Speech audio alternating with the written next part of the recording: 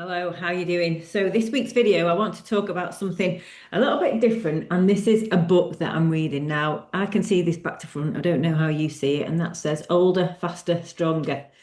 And it's quite an old book, actually. It was written in 2013.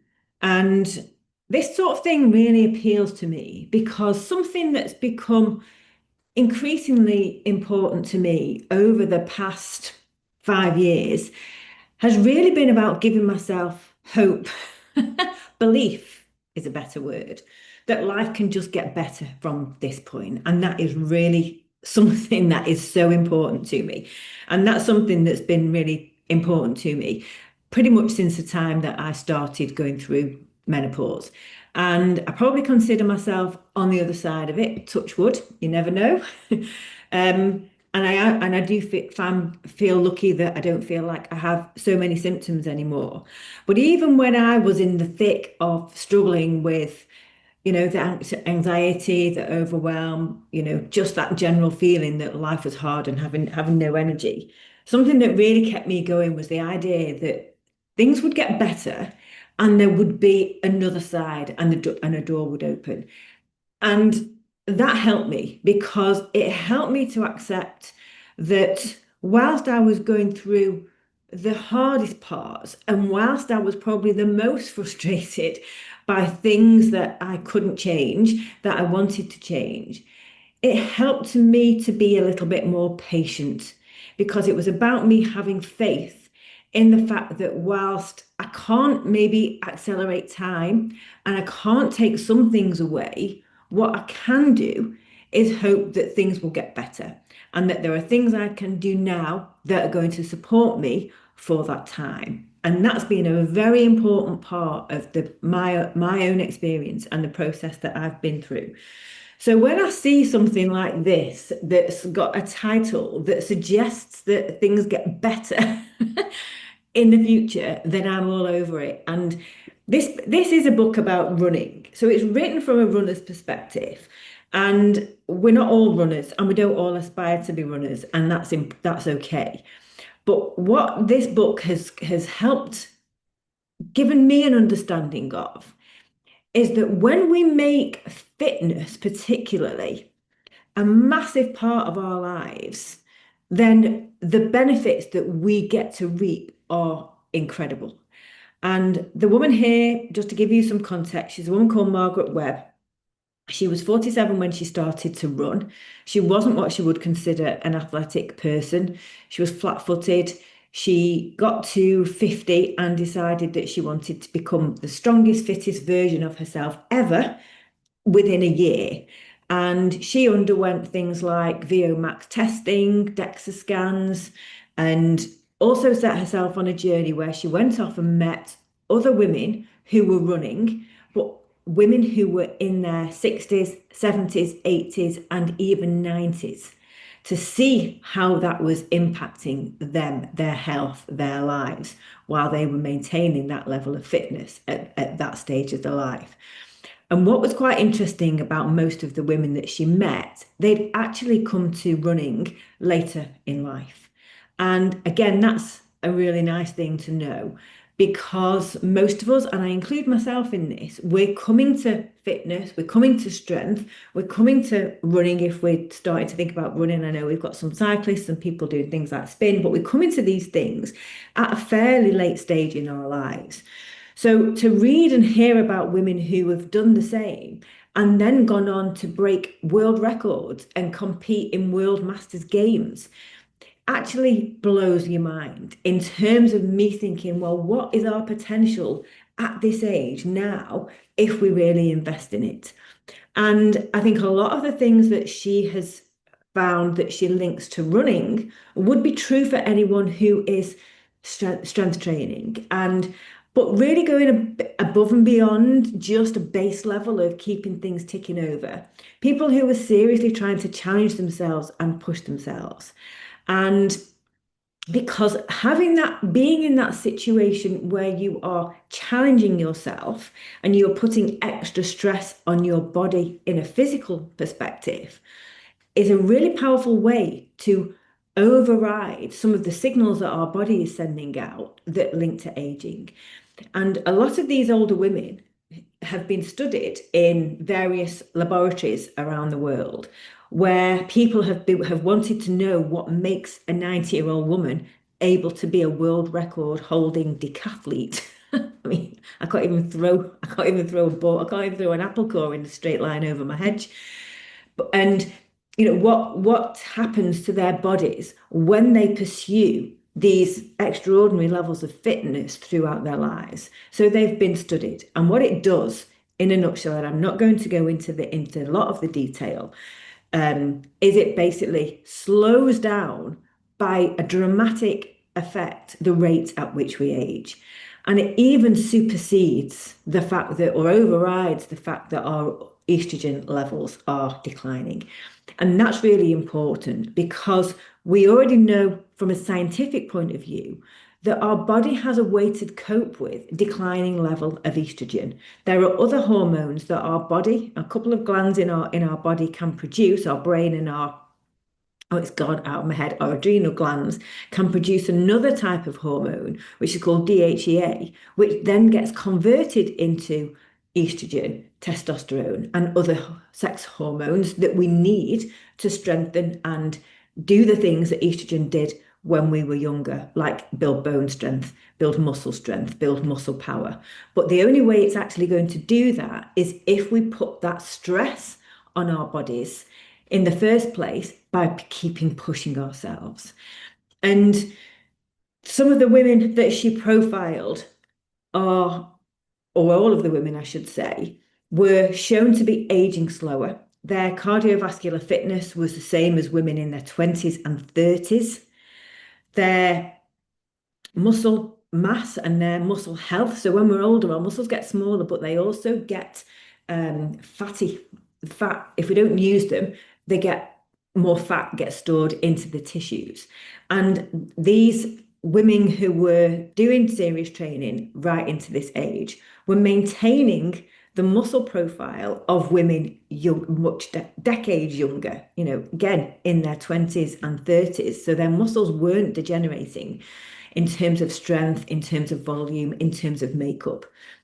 And one of the things that was also really interesting to me is that women don't really, they didn't actually start to get much slower until in terms of the speed that they were running. Yes, the speed that they can run at, for example, which is an easy thing to measure, would decline very slowly by 1 or 2% a year once they got into their 50s. But it only really started to drop off quite dramatically when they got into their 80s. Now, how does that blow your mind? So, what was actually happening? People were coming to sport and to running later on in lives and were able to actually start to get faster, beat their own time, and beat their own world records in some instances because of the training protocols that they were putting in and that they were pushing themselves with to achieve. So they were able to even override this gradual decline. And something else that was noticed was that they all looked about 20 years younger than they actually were. And part of the reason for this was that it was increasing the volume of mitochondria in the cheeks of all places, which not just the legs. So you would imagine that they've got more cells in the cheeks, which would probably keep their cheeks plumper and give an appearance of youthfulness. But some of the hormones that were actually being stimulated, or the proteins that were being stimulated by the exercise, included collagen, because collagen is an essential part of our muscle and skin tissue. And that would explain why these women were looking younger. But it also had a massive bearing on their decrease in likelihood to get things like diabetes or cancer or heart disease or Alzheimer's. It was really keeping them functioning and performing at their best all of their time. So, what does that mean for us, as women who are still working? Because one of the things that these older women had was they were quite often retired, although not always. But certainly what they had done is they capitalized on the fact that they'd got to a point in their lives where their children were older, or it was something that became so important to them to reclaim some time for them that it was more of a mindset change and it became a priority. And they started to rearrange their life around it in order to enable them to do these, to take part in runs and events, etc. So it was a mindset shift more than anything that started to help them unlock other things and reorganize their life around it to make it happen. Because one, it became so important to them, but also they got so many benefits out of it personally. And this book also goes into some of the things that the really powerful things that this actually can unlock outside of the physical benefits, the psychological benefits. And that's about how you feel as an individual in terms of what you're capable of now and how that translates into other areas of your life. It's about seeing that you are important and seeing yourself as an individual and being able to respond to what you want. It's about having purpose. And that's a really important thing as we get older. We have to have purpose. There has to be a point to getting up in the morning and doing something. Otherwise, we're not really going to be as motivated to do those things. So it gave them purpose. And it also helped them. One of the really interesting thing was that one of the comparisons, and there were quite a lot of comparisons between men and women, just in terms of pointing out the difference. But one of the things that really struck me about it was that when men do things like running, they compartmentalize it. So a run is just a run. That's all. Whereas for women, it starts to become a part of a bigger picture of their lives. They don't compartmentalize it. And what they get from running is they start to feel a sense of empowerment, a sense of agency, and they draw on that to help them make bigger, braver, more radical decisions about their own lives and start to take control of their lives and start to move them in a direction that they want to, really capitalizing on the opportunity that they have at this stage of their life to do something new, to do something different. And some of the things that people would do were quite brave, like leaving husbands and going off and doing their own thing. Or it was about changing careers, going back to study and to do school, or maybe starting some sort of passion project, or just setting up on some personal quest to achieve certain things, or raise awareness of, you know, causes that they were really passionate about, and using running as a way to raise money for charity or draw attention to, certain things that they might have been passionate about, the nature, sort of women's opportunities in different countries, etc. So it became a really integral part of their life, and it was something that gave them access into to getting in touch with maybe a hidden part of themselves or something that they hadn't leaned into fully when they were younger, and gave them the strength and bravery and courage to bring that out and go and push forward and do something different. So, and I wanted to share that with you because I've enjoyed reading this book so much. I'm just going to show it you again. So it's Older, Faster, Stronger, and it's by a woman called Margaret Webb. And what does that mean for us? We're not competing. We're maybe quite early on in our journey. We're not probably aspiring world record holders yet. I don't want to tell anyone they haven't got any potential. But I think what it does for us is it maybe makes us take stock a little bit about where our time is best spent now and really what is most important to us. And this is a personal decision for each and every one of us. It's not for me to tell anybody what they should be doing. I really don't believe in that. But I think what it does, it really shows the benefits of the powerful benefits of exercise and whatever we choose. And most of the people here were doing a combination of strength training. That was pretty much constant between anyone who was performing at a high level, and then doing various types of running or cycling or cross training, and doing it socially a lot of the time as well, and drawing on the support of being part of a group of women who were supporting and encouraging each other. And these are things that we can think of and how they can apply to us with what we're doing. And I think a simple way of doing it is for us to really start to think about exercise in terms of what it can give us. And I think it gives us back far more than it takes away.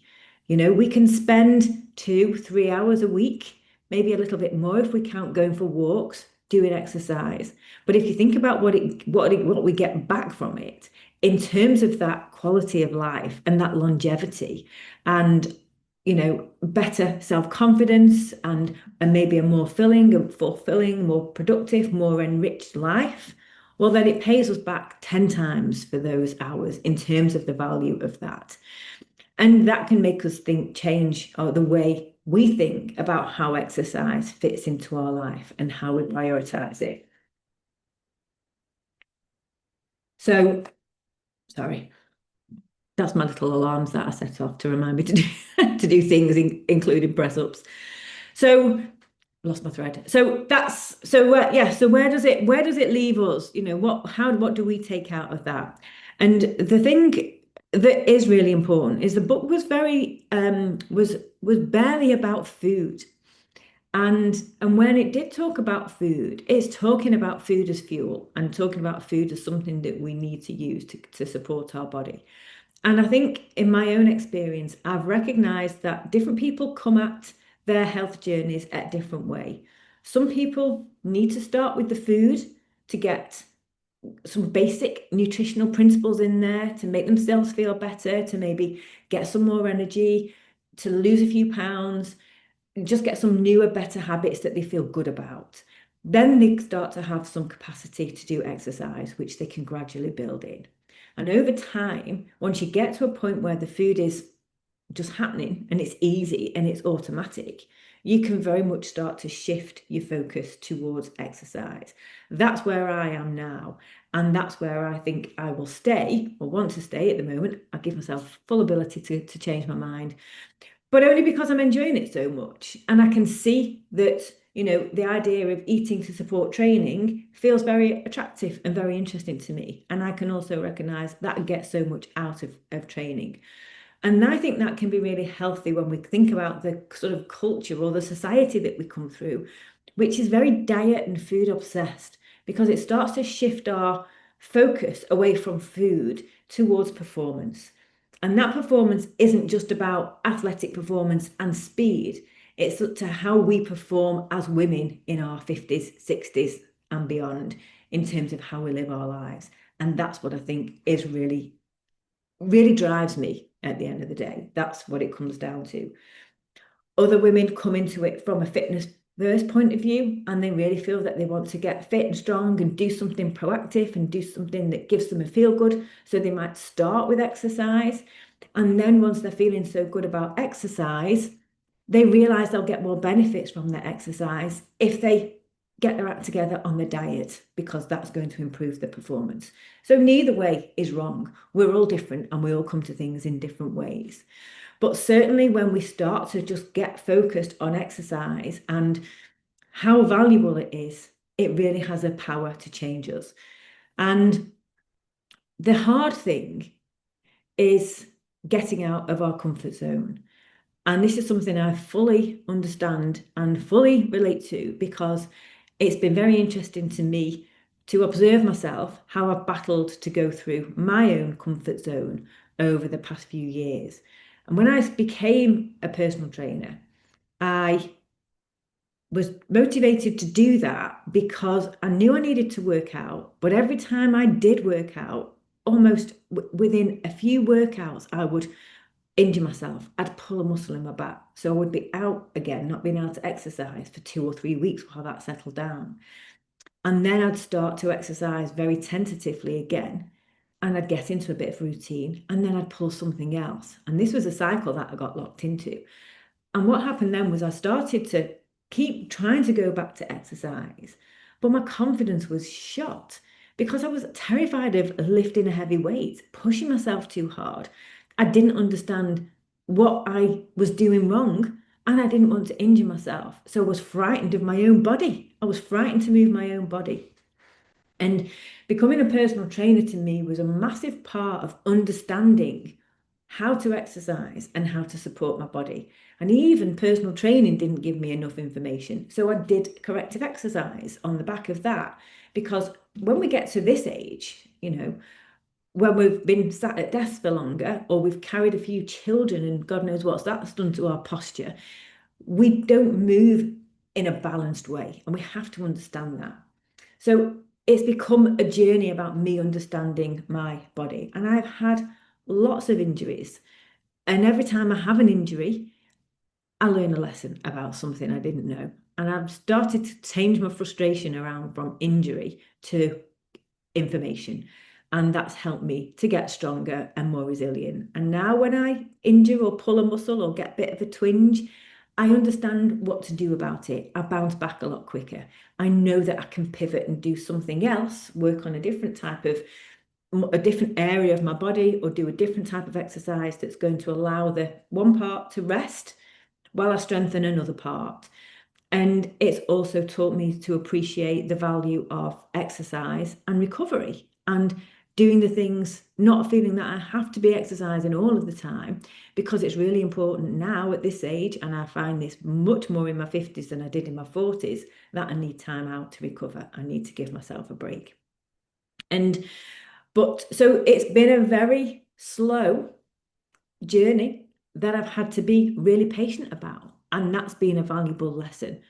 But now I'm starting to see that this has been a good foundation in giving me, teaching me to respect my body, teaching me to accept the changes that I'm going through at this time of my life, but not necessarily accept that I am limited in some way. If I'm smart and if I do it in the right way, then I can go from strength to strength. So it's been about building that foundation of strength, respecting my body, respecting the time it takes. But the last and the crucial thing is getting myself out of my comfort zone and making small challenges that keep pushing me a little bit harder. And getting out my comfort zone meant, at the beginning, meant going and sitting studying anatomy and physiology for God knows how long, 12 months, which was torture. Torture. Going back to study a subject I knew nothing about was really hard. That was me doing something that was really hard to get a benefit at the other end. Going out my comfort zone was having to be patient whilst I let an injury recover and go to a physiotherapist and have conversations about what was going on and learn what I needed to do and then get in the habit of doing it. That's getting out of your comfort zone. And another getting out of your comfort zone is making it a routine and sticking to it and not doing a few weeks and then tapering off. That's getting out of my comfort zone. And another one is taking it seriously.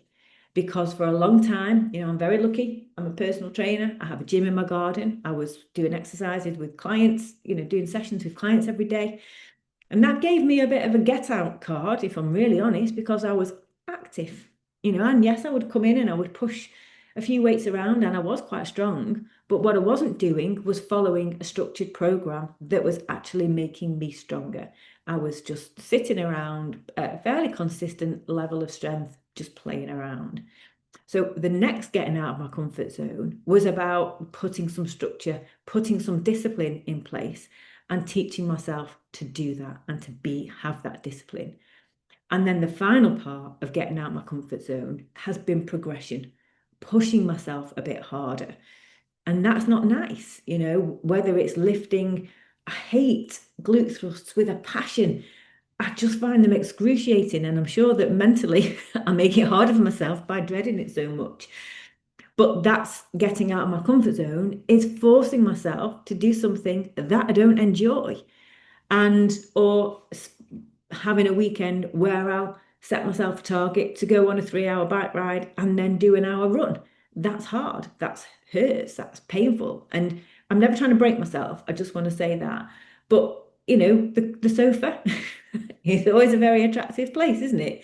And instead, getting your gear together, loading up the van, looking at the weather and knowing that it's not how you'd like it to be, going out and getting wet and sweaty and hot, feels like not always what you want to do, but you do it anyway. But I do it anyway. That's getting out of my comfort zone. The other side of that is feeling stronger, powerful, more capable of myself. But the biggest thing, which is where I started, is feeling that my future can be even stronger and fitter and healthier if I want it to be. That's the gold. That's the absolute gold out of all this, to feel that this isn't a point of my life where it all starts to go downhill. It can carry on going upwards for a long, long time. I could keep getting faster till I was 80. How's that for a goal? So, so that's what I wanted to share with you today, because I think for us all to maybe sit and take stock of exercise, where we are now in our exercise journey, because it is a journey. And as you know, mine's been long, it's been years, and it is a progress. But for us to maybe start to think about where we can take it and where we should, and really get serious about that, because I think it's a really healthy way for us to keep challenging ourselves. And one of the things that came out of this book, actually, when it tracked the history of running, and women, which I didn't know, were only allowed to run in marathons for the first time in 1971, which is when I was born. So the fact that women couldn't compete in marathons just blew my mind until what feels like very recently. And something that women brought to the sport was to change it to become a place where they encouraged each other. And there was a lot of much men ran on their own. It was a solitary, hard pursuit, but women brought a shared effort. They brought companionship. They brought support. They supported each other. They helped each other get through and push through the hard things. And that's something that we can do through this group, is to support each other on our physical goals and keep us pushing forwards. And that's how women have changed the whole area of running, and of also sport to a large degree. And it was largely crediting women for the reason that so many marathons now are geared up to generate huge amounts of money for charity, because that was women coming to the party, wanting to do something good with the exercise and with the fitness that would pay it forward and help other people. And that's quite an incredible thing to know. And that's also helped me to think beyond how I can use my own fitness to help other people, how we can use our own journeys to help and support each other. Because this is really when I think this helps us with this midlife period, which can feel very difficult, where it's really easy to feel that you're on your own, you're the person struggling, and get locked in the emotional roller coaster of where you are on the day to day, where you are in that moment. Whereas when you have the support of other people to encourage you and to keep you going, you get some perspective. And instead of focusing on how hard it feels and how bad things are, you've got people to remind you that you're doing brilliantly, to take the pressure off yourself, stop giving you a hard time and self a hard time, and focus on what you are achieving and that you are making progress and moving forwards. And that is so invaluable to keeping us on this path. So that's what I want to leave you with. So I hope we can do more together and share more about our own fitness goals. And I will be sort of bringing that into our coaching and into the community as well. And maybe even looking at seeing if people would be interested in doing some sort of events together, if we signed up for a walk or a race or a hill climb or something like that, that we can have as a shared goal. So let me know what you think about that. But I'm going to leave it there for today. Have a wonderful rest of the day, and I look forward to speaking to you all soon. All right, bye for now.